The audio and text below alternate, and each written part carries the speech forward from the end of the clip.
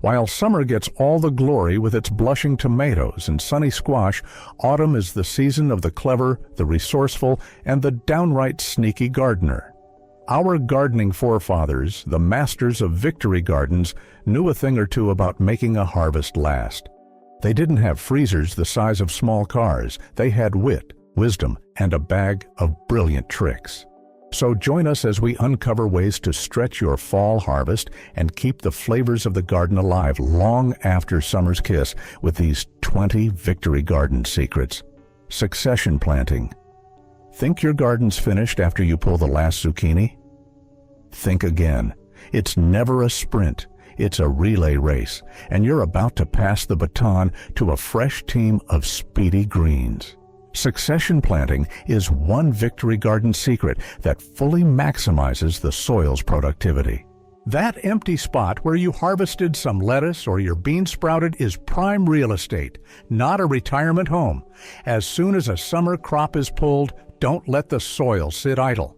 Have your next round of seeds ready to go. The soil is still warm, which is perfect for germination. It's like getting a whole second season out of a single plot. The key is to have your seeds on hand and to get them in the ground immediately after clearing the previous crop. Water them in well and watch your garden's second act begin, cold frames. If row covers are a cozy blanket, then a cold frame is a greenhouse resort for your most prized fall greens. A cold frame is brilliantly simple, a bottomless box with a transparent top. Angle it toward the south to capture every precious ray of the weakening autumn sun. This miniature ecosystem traps solar heat, protecting plants from freezing nights and extending their growing season by weeks, even months. You can grow spinach, kale, mush, and other cold-hardy greens right through the first snows. The trick, though, is in the management. On sunny days, you'll need to prop the lid open to prevent your veggies from getting a bit too toasty. On frigid nights, throwing an old blanket over the top adds an extra layer of insulation. Row covers. When the weatherman or your phone's weather app shows the dreaded F word. Frost. It's not time to panic. Instead, it's time to tuck your plants in for the night. Burlap or old sheets shouldn't just lie in the attic, waiting to be used for rustic crafts. No. What they are, though, are warrior wraps against early frosts and biting winds. This is the beauty of row covers. Toss these lightweight covers over delicate crops, and just like that, you've created a cozy tent that shelters from chilling, sneaky frost fingers. The best part about row covers? They're cheap, reusable, and versatile. Always remember to remove the covers once the sun is out and the air has warmed the next day so your plants can photosynthesize. Root cellaring. Who needs a fancy, energy-guzzling refrigerator when you have the original earth-friendly cooler? The root cellar. Root cellaring is the natural way to bury fall roots in sand or sawdust to keep them fresh and crisp. An old-fashioned trick that dates back centuries and proves one thing. You don't always need fancy refrigeration. Victory gardeners couldn't even afford it. The principle of root cellaring is to create a cool, humid, and dark environment, exactly what Mother Nature provides underground. You don't need a full-blown cellar to mimic this. Just dig a pit in a cool, shaded spot, pack your roots snugly with sand or sawdust, and voila! Your veggies will stay crisp and fresh for months, as if they've just been pulled from the ground. Drying beans and peas on a vine. Why shell and eat all your beans now when you can let them become tomorrow's soup superheroes? Well, this can be made possible thanks to a rather simple Victory Garden secret. Drying them on a vine. It's time to change up your harvesting game. Stop harvesting them young and tender. Instead, let the pods hang on the plant until they lose their green color and turn tan, brown, or papery. The pods will feel dry, and the beans inside will rattle when you shake them. A surefire sign they're ready. What you've just done is create your own protein-packed, shelf-stable pantry staple, perfect for simmering in soups and chilies all winter long. hilling soil around cabbages and leeks. Some veggies are tough nuts to crack, but even the hardiest among them appreciates a warm scarf as the weather turns. It's time to give your crops a cozy soil hug. This is the beauty of hill farming your soil. When fall cools the ground temperature, some crops get the cold shoulder, unless you wrap their roots in the soil's warm embrace. Hilling involves mounding dirt around cabbages and leeks, insulating their root zones and preserving their vitality longer. This technique is all about protecting the most vulnerable part of the plant, the crown and upper root system. A little dirt never hurt anybody. In fact, in this case, it's the key to your garden's survival. Mulching with straw or leaves. Don't just rake those leaves and toss them in the trash. And that leftover straw bale from Halloween still hasn't served its main purpose, although candy is great. It's time to build a protective mountain for your garden. Mulching isn't just about weed control. It's your secret weapon for locking in warmth and moisture as temperatures dip. A thick blanket of organic mulch is a fall garden's best friend. It performs a multi-layered miracle. First, it acts as an insulator, protecting plant roots from sudden temperature swings and trapping the soil's residual warmth. Second, it conserves precious moisture during often dry autumns.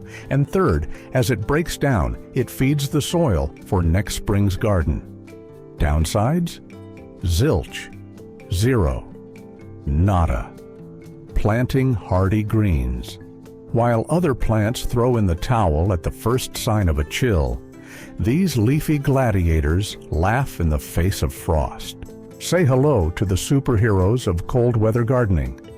Victory gardeners never missed a chance to put hardy greens in the dirt. If you want guaranteed late-season success, you must grow the tough guys of the vegetable world. Kale, collards, and certain varieties of spinach and mustard greens are more than capable of surviving the coldest of nights. In fact, they somehow get even better thanks to the cold.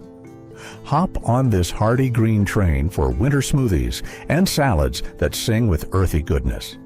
Harvesting carrots and parsnips. After frost patience, fellow gardeners, is one of the garden's greatest secrets. Leaving your roots in the ground might seem like neglect on the surface, but when you take a peek beneath, you'll see that it's really a strategic masterstroke for maximum sweetness. Don't fear the frost. This is one of the oldest and most delicious tricks in the book. Root crops like carrots, parsnips, and even some beet varieties are perfectly happy to stay snug in their soil beds as temperatures drop. Just like the hardy greens, they respond to the cold by producing more sugars, making them incredibly sweet and flavorful. You can harvest them as needed throughout the fall and early winter. Why eat a boring carrot when you can wait for a frost-kissed, candy-sweet wonder? Curing pumpkins and squash in the sun. That beautiful winter squash isn't ready for the pantry just yet. It needs to undergo a ritual sunbath to forge its legendary winter armor. What's on play here is curing in the sun, a process that's been forgotten after the Victory Gardens went away 80 years ago. Curing is the critical process that transforms a vulnerable fruit into a storage champion. After harvesting your winter squash, pumpkins, and gourds, leave them out in a warm, sunny, and dry spot for about 10 to 14 days. Let them bask in the sun, turning them occasionally for even treatment. Properly cured, a butternut or acorn squash can easily last you well into the new year. Pickling fall cucumbers, beets, and beans. Got more cucumbers, beets, or beans than any stew could handle? Well, when life gives you a final, overwhelming oversupply of cucumbers, make pickles. This magical vinegar time machine stops the clock on your produce, preserving its crunch and flavor for months. Pickling is one of the most rewarding and creative forms of preservation. That last harvest of quirky-shaped cucumbers, the beets that are a bit smaller than you'd hoped, and the very last handful of green beans are all perfect candidates for the brine. Pack them clean into sterilized jars and pour over a hot, seasoned vinegar solution. What's even better is that it leaves some room for creativity. So, get creative with your flavors. Add dill and garlic for classic dill pickles, or star anise and peppercorns for spicy beans. Fermenting cabbage into sauerkraut. Before refrigeration, before freezers, there was fermentation, the original, gut-healthy, and utterly delicious way to keep the harvest. It's time to give refrigeration a rest and turn that giant cabbage into a probiotic powerhouse. Fermentation takes cabbage on a wild, gut-friendly ride to transform it into sauerkraut, a probiotic powerhouse rich in vitamins that keep you healthy through chilly months. Mixing shredded cabbage with salt, packing it tight, and waiting patiently creates magic in the jar. The salt draws out the cabbage's water, creating a brine. Under this brine, the good guys, beneficial bacteria, begin to ferment the natural sugars in the cabbage, producing lactic acid. In the depths of winter, a serving of homemade sauerkraut was a vital source of vitamin C and other nutrients that kept people healthy. Packing apples in straw-filled crates. An apple a day keeps the doctor away, but only if you have apples left in December, when the cold winter threatens to turn your precious apple hoard into a mushy brown reward. Well, the secret to long-lasting fruit is a simple, cozy, straw-filled bed. Apples give off ethylene gas, which ripens and eventually over-ripens both themselves and their neighbors. To keep them for months, slowing down this process is necessary. The old-time method is elegant in its simplicity. Find a wooden box, crate, or even a cardboard box. Layer the bottom with clean, dry straw, shredded paper, or sawdust. Place your unbruised stem-on apples in a single layer, making sure they don't touch each other. Check periodically for any rotten apples and remove them immediately to protect the others. Saving fall herbs by drying them on attic rafters. Herbs are tiny flavor bundles you don't want to lose with the changing weather. Don't let your glorious basil, oregano, and thyme vanish with the first frost. And all you have to do to save your fall herbs is send them on a spa retreat to a warm, dry attic to preserve their aromatic essence. Drying is the simplest and most space-efficient way to preserve herbs. The goal is to remove their moisture content quickly while retaining their volatile oils, which is where the flavor and scent are. Bundling herbs into small bunches and hanging them upside down in a warm, dark, and well-ventilated area like an attic, a spare room, or even a pantry is the classic method. Within a week or two, they will be crackly dry. And just like that, you'll have captured the taste of summer to sprinkle into soups, stews, and roasts all winter long. Forcing chicory and endive indoors. How about a little fun fact?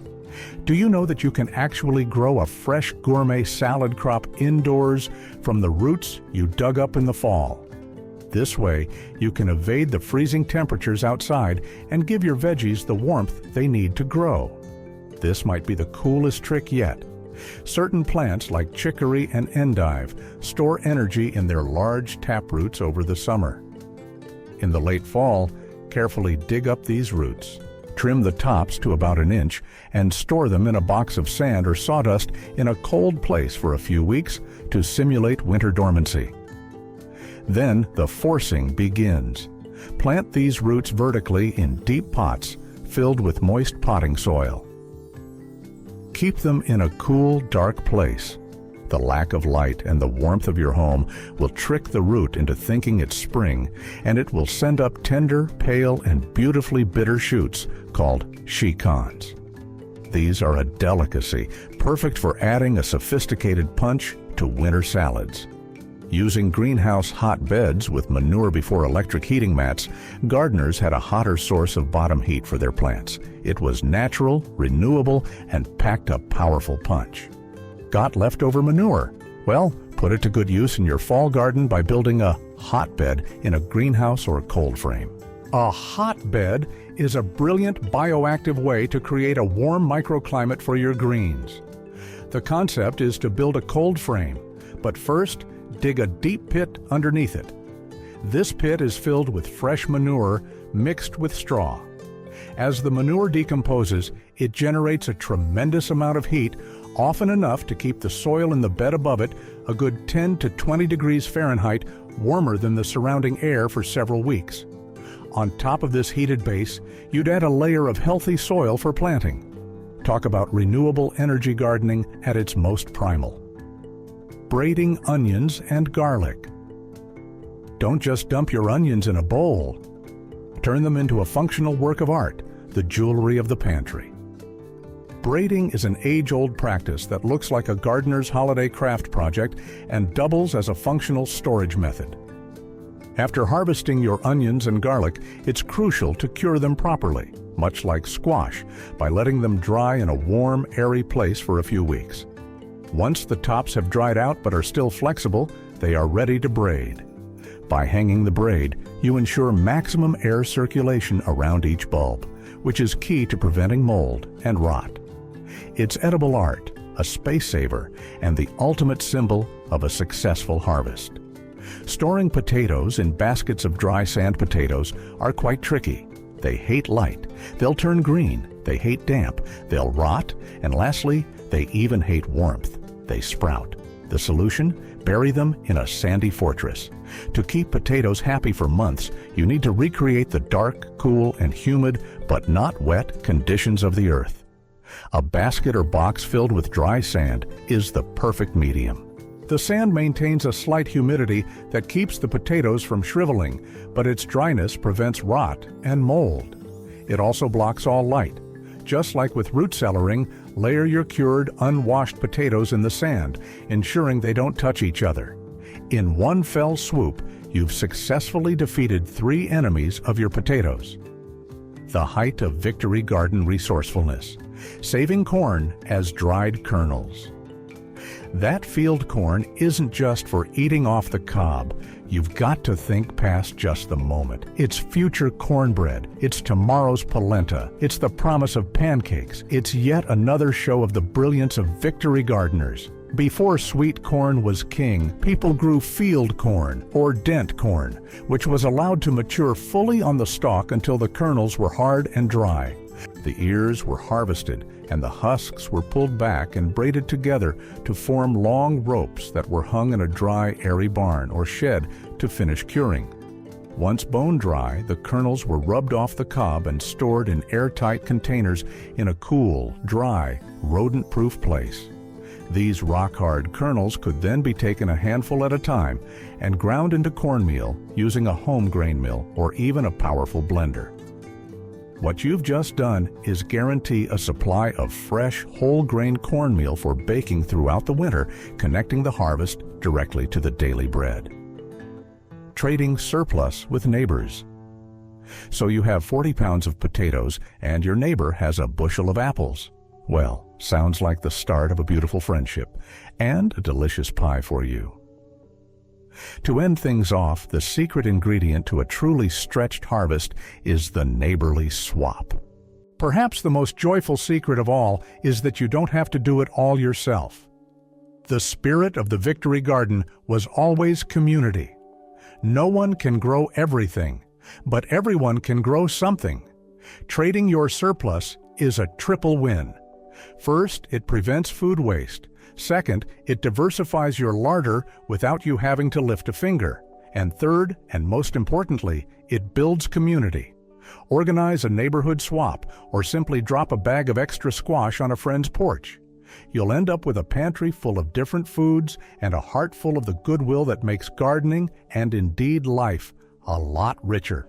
So there you have it, 20 time-tested secrets to defy the season and keep your table groaning with garden goodness long after the last leaf has fallen. This autumn, don't just close up shop. Get out there, get clever, and give your garden the extra stretch it needs.